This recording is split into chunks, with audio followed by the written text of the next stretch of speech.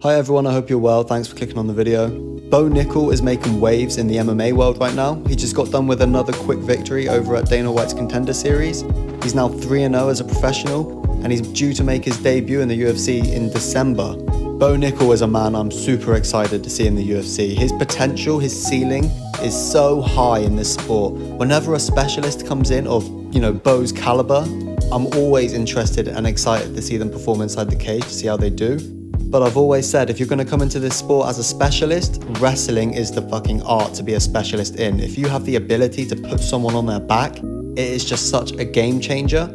It opens up your hands, it gives you the ability to be a better striker than you are, because the guys you're fighting are so worried about your takedowns. And if you know what's good for you, you would better worry about Bo Nickal's takedowns, right? This guy is an elite level, gold medal earning Olympian. If he puts you on your back, if he gets on top of you or even underneath you like he did when he caught this triangle in his last fight, you are in deep, deep shit. He can finish you at any moment. And it's for that reason that people are in deep trouble at 185. This guy is going to cause problems. I do see a lot of people maybe overhyping his striking, right? I'd like to see people calm down on all of his striking comments. People are making him out to be some kind of Anderson Silva on the feet or something, right? Granted, he got a knockout victory in his MMA debut, but the guy he's fighting is terrible.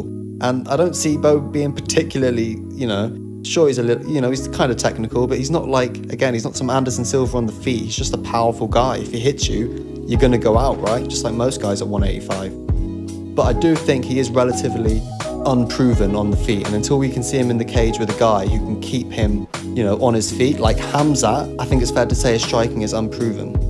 I genuinely think Hamzat is a terrible call-out and not a good matchup so early on in Bo's career.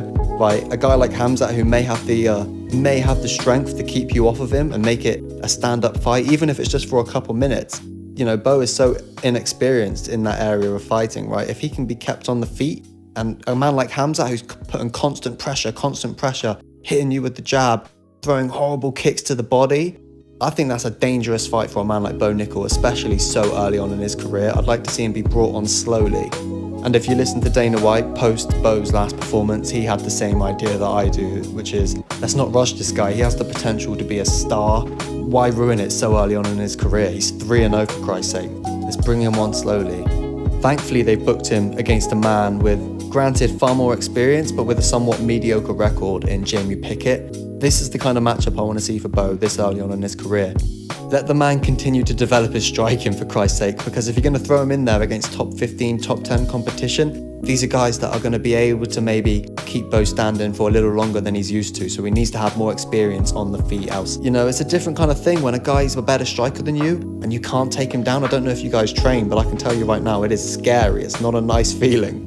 And so it's for that reason I think we're going to see Bo fight for maybe 2 or 3 years before we see him enter into the top 15, top 10 competition. He's so early on in his career, there's really no reason to spoil it, right? Like, he's got all the time in the world. He's not an overly old guy. Let's just bring him on slowly. Let's give him the Sean O'Malley treatment. Granted, Sean's fighting Peter Yan next, but maybe we'll hold off on that for Bo, right? Let's not feed him to like a Robert Whittaker or an Izzy too soon, because I do think that would mean trouble for Bo. As of right now, like I said, he's got such a high ceiling. I think he can get to a place in his career where he can contend with those guys and even beat them. Either way, man, I can't wait to see Bo Nickal fight again. I think, like I said, he's got such massive potential. We all should keep our eye on this guy because he is, in my opinion, perhaps our future champion at this weight. If you guys enjoyed the video, please leave a like and subscribe to my channel for more UFC content. If you have any thoughts and opinions about Bo and who you'd like to see him matched up against, please leave a comment down below and I'll get back to you when I have the time. And that brings us to the end of the video, guys. Thanks very much.